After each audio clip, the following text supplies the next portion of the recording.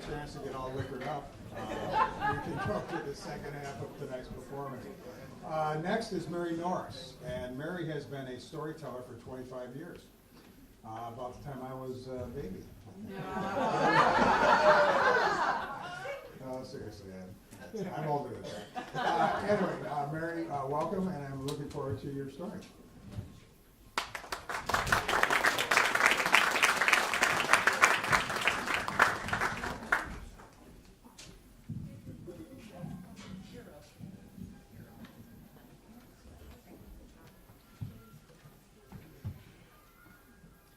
A Memory of Love by Mary D. Bradford. I was born in Paris in 1856. Oh, not Paris, France. Paris, out in Kenosha County, where Highway 45 crosses over the Washington Road. I was the sixth of seven, born to pioneer family with the name of Davison, eking out a living on a farm for many years of my childhood, working hard with all of my siblings and my parents. We had a couple of tragedies and had to move into town. And I became a town girl and a town student. And eventually, I finished high school right here in Kenosha. And then I got a job teaching high school. But in 1878, when I was 22 years old, I met and fell in love with and married William Rolvin Bradford. He had been married before. His first wife died of tuberculosis in Colorado Springs, where they had gone hoping for a cure. He lived at the Penoyer Water Cure himself. He was a healthy man. And we were married, and I moved there too. I could no longer teach school. That was not allowed. A married woman teaching school? Oh no, not in those days. He took me to Maine for our wedding trip. It was December. It was cold, but I was able to see the Atlantic Ocean for the very first time, and he laughingly told the story over and over later on that I walked right up to the water, reached down, put my finger in, licked my finger and said, "Yes, indeed, it is salty." And none of his family could understand why I wasn't impressed with a body of water where you could see no land. They didn't know about Lake Michigan. They were astonished to think there was another body of water in the middle of the country you couldn't even see across. Well, those were happy times. We came back to Kenosha. I lived at the Penoyer Water Cure with him, but I soon tired of all of the parlor gossip and talk. I was used to being busy and active and involved.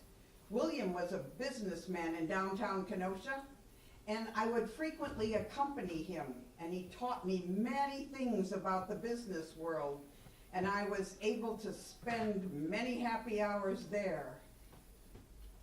But at the end of the summer, he got a cough, a serious cough.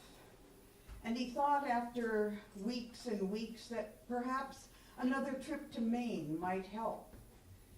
And so we went again to Maine. This was November, and we spent a long, long, cold winter there in Maine at his favorite brother's house.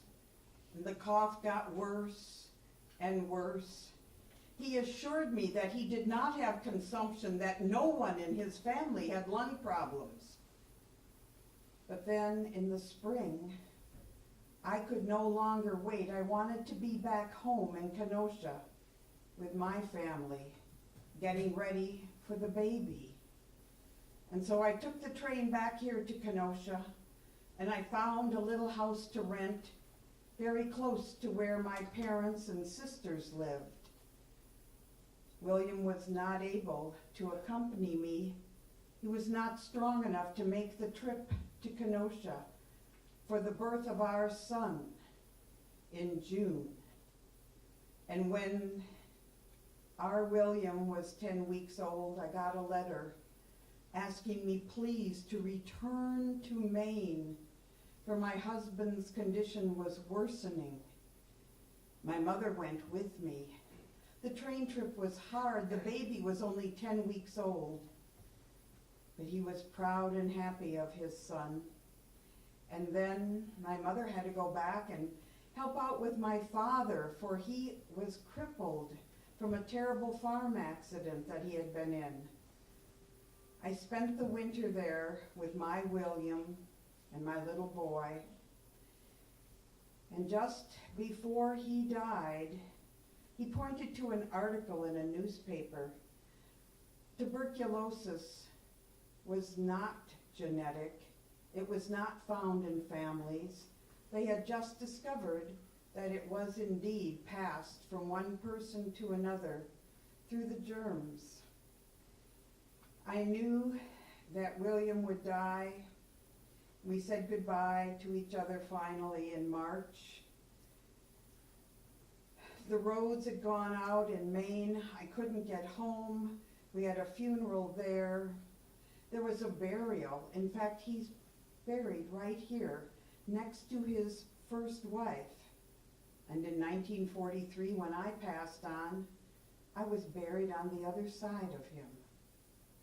But when I returned back to Kenosha with my little boy, about a year later, I started in teaching again. Here I was a single mother teaching high school in Kenosha.